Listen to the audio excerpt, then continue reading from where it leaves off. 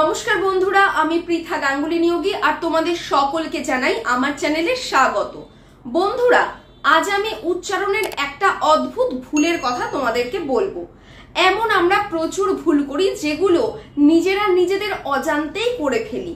ঠিক যেমন ধরো ঘয়ের উচ্চারণ, এই যে ক খ গ ঘ অর্থাৎ চতুর্থ ব্যঞ্জন বর্ণ হলো ঘ, আর এই ঘয়ের উচ্চারণ অনেক সময় আমরা কিন্তু নিজেদের অজান্তেই ভুল করে ফেলি।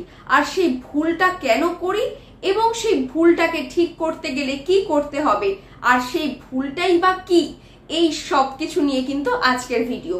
তো বন্ধুরা চলো বেশি দেরি না করে চলে যাই ভিডিওর মূল বিষয়বস্তুতে। প্রথমেই বলি ভুলটা কি। ভুলটা হলো ঘয়ের উচ্চারণকে আমরা অনেক সময় গয়ের মতো করে উচ্চারণ করে থাকি। আর এই ভুলটা তখনই হয় যখন একদম শব্দের শেষে বা শব্দের মাঝখানে ঘ থাকে, অর্থাৎ শব্দের শুরুতে যদি ঘ থাকে, যেমন ঘর, তখন কিন্তু ঘয়ের উচ্চারণ ঘয়ের মতোই করি। কিন্তু শব্দের শেষে যদি ঘ থাকে বা শব্দের মাঝখানে যদি ঘ থাকে, তাহলে কিন্তু এই অদ্ভুত ভুলটা আমরা করি। সেই ভুলটা আমি এখানে লিখেছি বন্ধুরা। আসল উচ্চারণ হবে মেঘ, ময় একার ঘ, মেঘ ঘ। কিন্তু আমরা যখন খুব তাড়াতাড়ি কথা বলি কারোর সাথে, আমরা মেঘ বলে ফেলি, অর্থাৎ ময় একার গ এর উচ্চারণের মতো হয়, মেঘ বলি।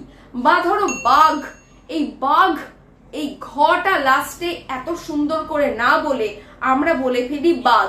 জানো, জঙ্গলে একটা বাঘ ছিল আর একটা সিংহ ছিল, আমরা কিন্তু নিজেদের অজান্তেই বলে ফেললাম বাঘ। তারপর ধরো লেখা রয়েছে মাঘ, এই যে আমরা বলি মাঘ মাস, কিন্তু তোমরা খুব শুনে থাকবে মানুষ প্রায় বলে মাঘ মাস, মাঘ ফাল্গুন।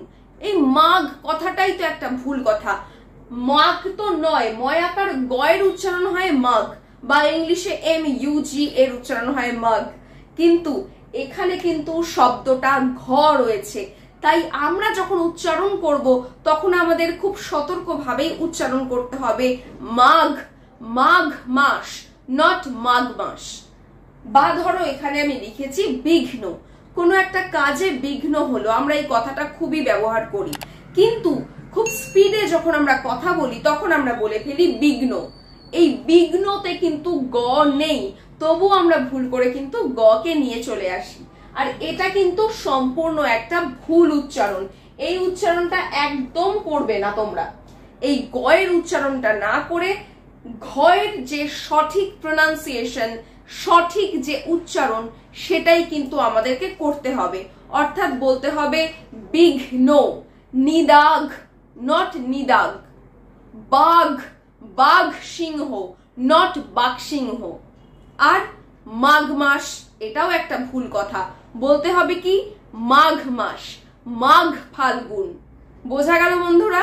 বন্ধুরা, এই ভুলটা কিন্তু খুব ছোট্ট একটা ভুল, কিন্তু এই ভুলের প্রভাব কিন্তু অনেক বড়। তাই সঠিক উচ্চারণ কিন্তু আমাদেরকে করতেই হবে। আর ঘয়ের যে নিজস্ব উচ্চারণ, সেই উচ্চারণেই আমাদের কথা বলতে হবে।